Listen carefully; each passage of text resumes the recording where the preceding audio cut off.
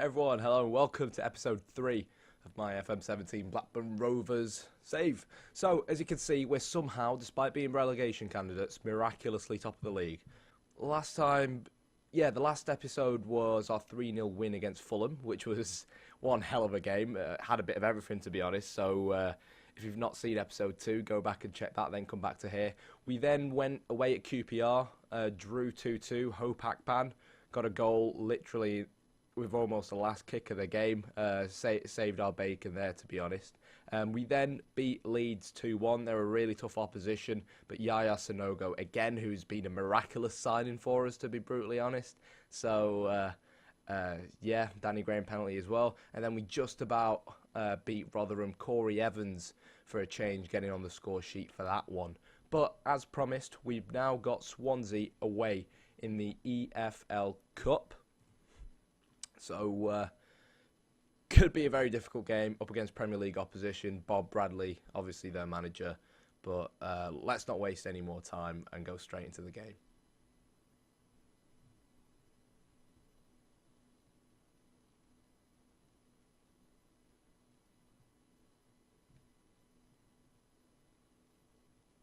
Alrighty then, here we go. Kicking off Swansea Stadium. Stadium of Liberty, I think it's called. Yeah, Liberty Stadium. Let's see how we do. I mean, I've not gone for much of a weakened side. I've rotated some players out here and there. Gone with Danny Graham and Sam Gallagher up front, not Yaya Sanogo. I think it's about time Sam Gallagher gets some play time. And we'll just see what happens. But here we go. Long ball from the Swansea goalkeeper goes straight over towards Barrow, who we actually had on loan last season at Blackburn Rovers. I think it was about 2 seasons ago. We actually beat them in the FA Cup at home. I think that game finished 3-2. I was at the game. I actually appeared on TV as well, but I can't quite remember what the score was in the end. But Danny Graham whips the ball in, cleared by the Swansea midfielder in Jack Cork. But Blackburn Rovers march on. Mulgrew plays the ball wide to Ben Marshall. But it does look like our attack is going to come to an end. But regardless of that, we've had a clear-cut chance. Kind of unlucky not to score there from the corner. And obviously in real life, Swansea, kind of relegation candidates as well. It's kind of sad to see Swansea be relegation candidates, in my opinion, because obviously there's a lot of history behind that club and obviously a bit similar to Blackburn now. Dodgy owners, etc., etc. And can't believe Sam Gallagher didn't score there. Danny Graham, ex-Swansea man, played the assist in. But at the moment, we're applying so much pressure onto this Premier League side. You can see why we're top of the Championship. We're playing really well as Mulgrew whips the ball in, but it all goes to waste. The problem is, if we can't take any of these chances, Swansea definitely have the quality to make us pay the price. Angel Rangel, probably the coolest name in the Premier League, takes a throw-in, whips the ball in, Pizzola picks it up, and it's just wide. And that's what I mean with these Premier League sides. You know, Swans have been playing poor all game, and all it takes is that one moment of switching off to concede a goal. But here we go. Fulton plays the long ball towards Nathan Dyer, and this is 1-0 Swansea.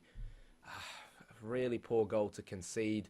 Just the casual long ball over the top of Stephen Hendry, our left back. And we really should have done better. I'm not quite sure what he was doing there. It looked like he was trying to moonwalk.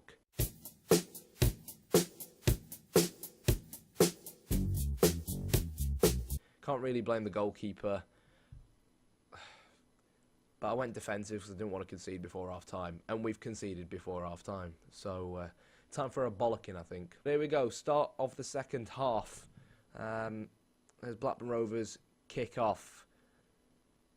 We've got to try and get a goal. Even if we take it to extra time and penalties, it would make for a decent watch at least. And let's see whether the current Swansea man in Emnes can work his magic as he plays a ball into midfield to Akpan, plays a ball backwards to Evans, who finds Marshall lurking out on the right side of the pitch. Back to Evans, back to Emnes, and Blackburn Rovers keeping possession here. Question is, can they get the ball out wide to Jason Lowe, our fullback, our captain, as he whips the ball in, but Jack Cork once again comes to Swansea's rescue, and Modu Barrow with the pace on the counter-attack. Can Swansea make it 2? That has to be a penalty. And is that a red card as well? That could be it for our EFL for this season. That's what Barrow's pace does to you, I guess. And I think we're down to 10 men. No, yellow card. Leon Britton makes it 2-0, and that could be game over now. So we'll just have to wait and see what happens. And this is what I meant, we had our chances, we had our clear-cut chances, and we didn't take them, because we could have easily been 2-0 up within about half an hour into the game. And if we had scored them 2 goals, then Swansea could have just been out of sight, But here we go. Graham to Hendry, who whips the ball in towards Marshall. Lowe picks it up, and Blackburn Rovers can remount an attack once again.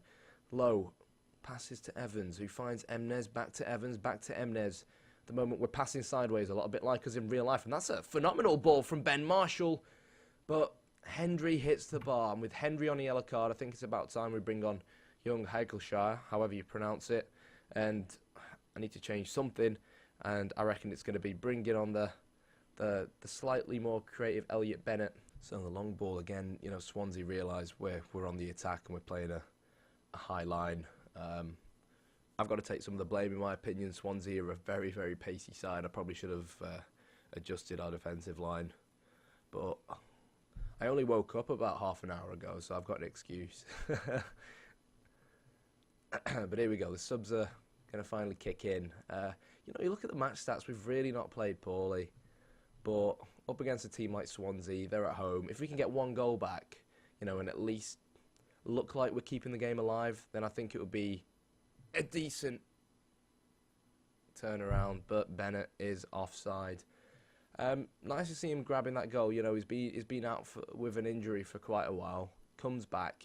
He's getting in the right places, which is assuring. But there's not really much we can do at this point. Am I disheartened? No, because I think I wouldn't say we've been the better team, but I feel like we've matched Swansea. And maybe if we just had that extra bit of class in our side, i.e. if we weren't Championship relegation candidates based on the quality of our squad, we could have taken Swansea on another day. Not going to be harsh on the lads. Tell them they gave it their best effort, and apparently they didn't like that. Okay. And that's going to be it. So, Danny Graham, Marvin Emnes returning to the Stadium of Liberty didn't really go as we hoped. But positively, we've not got that bigger squad. The owners aren't really investing in us. And it could be a blessing in disguise that we've been knocked out early of the EFL Cup. As far as I'm concerned, we were never really going to win. You know what I mean? And now it allows us to just focus on the Championship, focus on the league until the FA Cup third round game in the new year. Obviously, in real life, we got QPR. No idea who will get in Football Manager.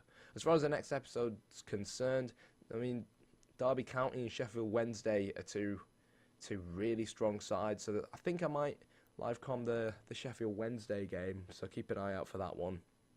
And then after that point, we'll see. We might take a look at the Forest game or the Wolves game. That'll be an interesting one, especially given that Paul Lambert is their manager, and he was, of course, our manager last season, or perhaps the Aston Villa game, and we'll definitely have to do the Newcastle game.